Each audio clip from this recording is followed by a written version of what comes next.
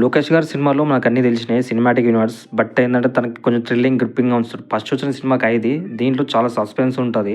ఎందుకంటే ఇంతవరకు అలాంటి సౌండ్ ఎఫెక్ట్ గాని, మ్యూజిక్ గాని చూడలేదు. ఈ సినిమాలో ఎక్కువైంది మనకి డ్రగ్స్ గురించి ఉంటది. నెక్స్ట్ ఫిల్మ్ వచ్చేసింది 'మాస్టర్'. 'మాస్టర్' సినిమాలో కూడా ఏముంటది? ఈ సినిమాలో ఒక హీరోని హైలైట్ చేసుకుంటూ కొంత కుర్రోళ్ళు పోరగాళ్ళు ఖరాబ్ అయితుర్రని చెప్పి డ్రగ్ ఎడిక్ట్ అని చెప్పేసి ఈ మూవీలో కూడా డ్రగ్స్ గురించి హైలైట్ చేసి చూపిస్తారు. థర్డ్ వన్ వచ్చేసి 'విక్రమ్'. ఈ సినిమాలో ఏంది మెయిన్‌గా డ్రగ్స్ మాఫియాని రిలీజ్ చేశారు. ఈ డ్రగ్స్ మాఫియా గురించి మొత్తం సినిమా మొత్తం ఉంటది. సో, ఎలా దాన్ని అడిక్ట్ చేస్తున్నారు, ఎలా దాన్ని ప్రాసెస్ చేస్తున్నారు అని చెప్పేసి ఈ సినిమా మొత్తం యాక్షన్‌తో పాటు చాలా బావుంటది. రోలక్స్ గారే దీనికి మొత్తం లీడర్ అనమాట.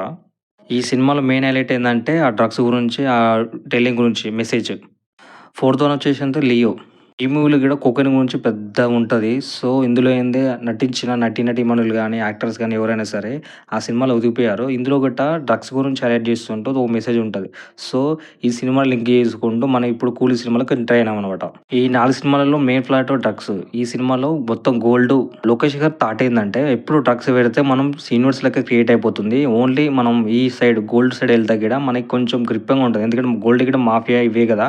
సో, ఇప్పుడు స్టోరీ ప్లాట్‌కి వస్తే ఏందంటే 'కూలీ' సినిమాలో మొత్తం యూనివర్సే ఉంది.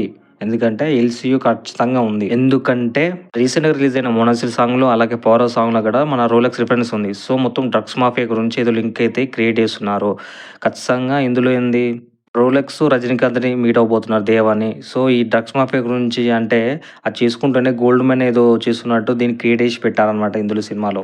ఈ సినిమాకి కావాల్సిన మెయిన్ ప్లాట్ ఇదే అనమాట. సో, కన్విన్స్‌గా ఉన్నా లేకున్నా మీరు చూస్తే మీకు అర్థమైతది. 4 సినిమాలలో మొత్తం డ్రగ్స్ గురించి ఉంటది.